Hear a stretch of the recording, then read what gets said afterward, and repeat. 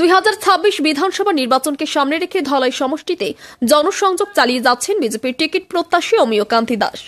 2026 সালের বিধানসভা নির্বাচনকে লক্ষ্য রেখে ধলাই বিধানসভা কেন্দ্রের বিজেপির টিকিট প্রত্যাশী অমিয় কান্তি দাস জনসংযোগ অভিযান জোরদার করেছেন। রবিবার সমর্থকদের সঙ্গে নিয়ে তিনি আমরাঘাট বাজার এলাকায় দোকানে দোকানে গিয়ে ব্যবসায়ী ও সাধারণ মানুষের সঙ্গে মত বিনিময় করেন। পাশাপাশি কেন্দ্র ও রাজ্যের বিজেপি সরকারের বিভিন্ন জনমুখী প্রকল্প জনসাধারণের মধ্যে তুলে ধরেন। এ বিষয়ে সংবাদ মাধ্যমকে তিনি জানান, আগামী বিধানসভা নির্বাচনে ধলাই কেন্দ্র থেকে প্রতিদ্বন্দ্বিতা করার ইচ্ছা রয়েছে। দলীয় নেতৃত্বের কাছে টিকিটের আবেদন করছেন, পাশাপাশি এলাকায় মানুষের সঙ্গে নিয়মিত জনসংযোগ গড়ে তুলতে কাজ করে যাচ্ছেন।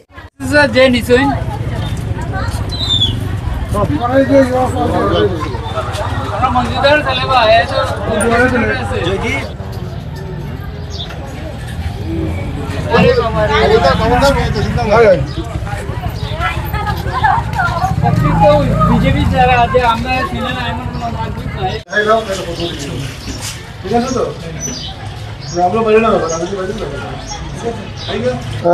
জনসংযোগ আপনারা জানেন যে 2026-এর ভোট একদম সন্নিকটে, আর 3-4 মাস সময় বাকি আছে আমার কাছে। তো বাকি থাকার অবস্থা, যেহেতু আমি দলের দীর্ঘদিন থেকে দলের একজন কর্মী হিসেবে কাজ করে আইতেছি, আমার আগামীতে যে প্ল্যান প্রোগ্রাম আছে এই হিসাবে জনসংযোগ করতে লাগে। আর সবচেয়ে বড় ব্যাপার হলো আজকে আমার নিজের গ্রাম, নিজের এলাকা, এখানে একটু বাজারে আমরা ঘুরতেছি, বিভিন্ন জনকে আমরা হাতে ক্যালেন্ডার উঠে দিতেছি 2026-এর। এবং সেই ক্যালেন্ডারের মধ্যে আপনারা দেখতে পাইছেন, ক্যালেন্ডারের মধ্যে আছে ভারত মাতার প্রতিকৃতি আছে, আমরা দলের যে প্রতিষ্ঠাতা ডক্টর শ্যামাপ্রসাদ মুখার্জি, দীনদয়ালজি এবং প্রাক্তন প্রধানমন্ত্রী অটল বিহারী বাজপেয়ীজি, বর্তমান প্রধানমন্ত্রী নরেন্দ্র মোদীজির ছবি আছে। ছবি দিয়ে আমি একটা ক্যালেন্ডার তৈরি করছি এবং সেই ক্যালেন্ডারের মধ্যে শুধু যে গতানুগতিক যে এই তালিকা, বন্ধের তালিকা, সেগুলো না, ভারতীয় জনতা পার্টির যে সমস্ত করণীয় দিন আছে, পালনীয় দিন আছে, সেগুলো স্পেসিফিক্যালি আলাদাভাবে বিশেষভাবে এগুলো রাখা হয়েছে, যাতে আমার পার্টির কার্যকর্তা যারা হন তারা দেখতে পায় যে কোন সময় কোন কাজ আছে, কোন কী করণীয় আছে, যে সমস্ত পালনীয় দিন আছে সেইগুলা। আর যেহেতু ভারতীয় জনতা পার্টির আগামী দিনের বিভিন্ন পরিকল্পনা, এলাকার উন্নয়ন নিয়ে আমরা একটাই কথা আছে যে আমরা একটা করছি, আমরা যে আমাদের স্বপ্ন বিকশিত ধলাই। তো ধলাই একটা উন্নত একটা কনস্টিটিউয়েন্সি বিধানসভাতে পরিণত করতে হলে আমরা যারা আছি, আমরা প্রত্যেক দলাইবাসীর একটা আছে, ইচ্ছা আছে, দলাইবাসীর একটা সংকল্প আছে। আর দলাই সংকল্প সোজা কথা দলাইবাসী ভাবতে লাগবো, অন্য কেউ উপর নির্ভর করে আমরা কোনোদিন চলতে পারতাম না। আমরা নিজের কথা নিজেই চিন্তা করতে লাগবো এবং এই ব্যাপারে সমগ্র দলাইবাসীর একই কথা যে দলাইবাসীর ভাবতে লাগবো, দলাইবাসীর উন্নয়ন, দলাইবাসীর যে দলাই বিধানসভায় কীরকম একটা আদর্শ বিধানসভা হিসেবে উন্নীত করা যায়, সেই উদ্দেশ্য নিয়ে আমরা আজকে ঘরে ঘরে জনসংযোগ করতেছি।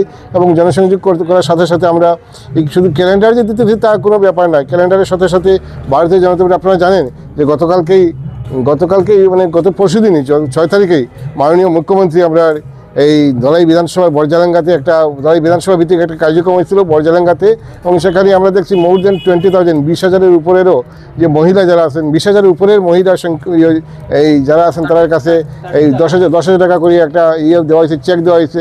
উদ্দেশ্য হইতেছে যে মহিলা সবলীকরণ, মহিলা উদ্যমিতা, মহিলা সবলীকরণ, এই বিষয়গুলো রাখা হইতেছে যে সমাজে এবং উন্নতির শিখরে নিয়ে যেতে লাগবো। তো এই কাজগুলো যাতে সুন্দরভাবে হয়, আমরা এই সমস্ত আমরা আসাম সরকারের যে সমস্ত প্রকল্পগুলো আছে, আমরা সেই প্রকল্প আমরা অরুণোদয়ের কথা কই, যে এই গত যেগুলো কই, এগুলো সমস্ত বিষয়গুলো আমরা ধরতেছি।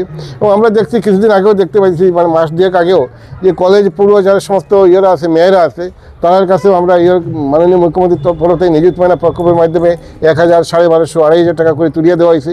এই বিষয়গুলো আমরা অনেকবার দেখছি যে এই বিষয়গুলো যদি জনসাধারণের কাছে তুলিয়ে দেওয়া হয়, কিন্তু পরবর্তীতে এগুলো প্রচার ঠিকঠাক হয় না। তো এই যে আসাম সরকার, হিমন্ত বিশ্ব শর্মার নেতৃত্বাধীন যে সরকার ভালো কাজ করতেছেন, সেই ভালো কাজের বিভিন্ন দিকগুলো আমরা জনসাধারণের কাছে পৌঁছে দেওয়ার লিগে আজকে বাইরে এসেছি। এবং ঘরে ঘরে আমরা একটাই কথা হইতেছে যে হিমন্ত বিশ্ব শর্মা সরকারকে আবার পুনরায় আসামে প্রতিষ্ঠিত করতে লাগবো। এই কারণেই করতে লাগবো যে কাজের ভিত্তিতে, কর্মের ভিত্তিতে করতে লাগবো। হিমন্ত বিশ্ব শর্মা সরকারের খুবই প্রয়োজন আছে আগামীতে। তো এই সমস্ত বিষয় নিয়ে আমরা আজকে জনসংযোগের মাধ্যমে আমরা আমরাঘাট এলাকাতে ঘুরতেছি। এবং আমরা শুধু আমরাঘাট না, আমরা বিগত দিনে দলাইতেও ঘুরছি, আমরা বিভিন্ন জায়গাতে যেতে লাগবো, সরকারি কাজকর্মগুলো কথানগুলো তুলিয়ে ধরতে লাগবো। নমস্কার সবাই। আচ্ছা, গতকালকে আপনি সিএমের সাথে দেখা করে বার্তালাপ করেছেন, তো এটা কোনো আলোচনা হয়েছে বা উনি কি আশ্বাস দিয়েছেন? হ্যাঁ, সিএমের কাছে আমি একটা ডায়েরি তৈরি করেছিলাম, ডায়েরি 2026-এর ডায়েরি, সুন্দর ডায়েরি ছিল। তো সেই ডায়েরিটা সিএম স্যারের কাছে আমি হাতে তুলে দিচ্ছি এবং ক্যালেন্ডারে দিয়ে দিচ্ছি। ক্যালেন্ডার দেখে সিএম স্যার খুবই প্রসন্ন হয়েছেন। দেখছেন যে ক্যালেন্ডারের মধ্যে যে সমস্ত ছবি আছে, যে সমস্ত করণীয় পালনীয় দিনগুলো আছে সিএম দেখে খুবই খুশি হয়েছেন। এবং আমি একটা দেখছেন, আপনি দেখছেন যে আমার জীবন বৃত্তান্ত মানে যাকে বায়োডাটা বলে ইংরেজিতে, সেই জীবন বৃত্তান্ত প্লাস একটা আবেদনপত্র, যদিও এটার প্রয়োজন আসলে না, কারণ বিগত এই একটা আবেদনপত্র এবং একটা জীবন বৃত্তান্ত মাননীয় মুখ্যমন্ত্রীর হাতে তুলে দিতি, যদিও এটার প্রয়োজন আসলে না, কারণ বিগত 2024 যে বাই ইলেকশন, সেই বাই ইলেকশনে মাননীয় মুখ্যমন্ত্রী আমার নিজেই কইছেন যে তুমি 2026 তোমাকে দেখবো, তোমার 2026 উনি মোটামুটি একটা প্রতিশ্রুতি আমার কাছে, প্রতিশ্রুতি বলবো না, উনি যে একটা কথা দিয়ে আমাকে বলেছেন, ওনার নির্দেশই বলতে পারি আমি, উনি নির্দেশ দিয়েছেন যে 2026 তুমি রেডি থাকো, আগে দিয়েছিলেন। তো এরপরে আমার বায়োডাটা আবার দেওয়ার প্রয়োজন নেই, তবুও আমি দেখলাম রেডি রেফারেন্সের জন্য একটা দিয়ে দিলাম ওনার হাতে, যে ওনার কাছে একটা আবেদন আমি ফর্মালি একটা আবেদন করেছি।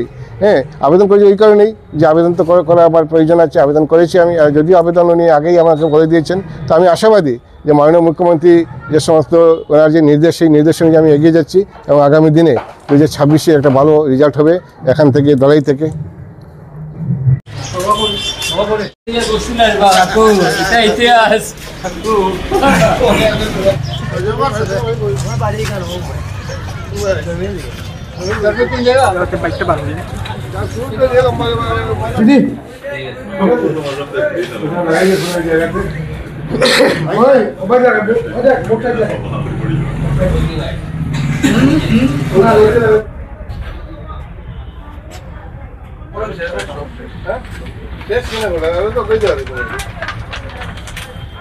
Vale.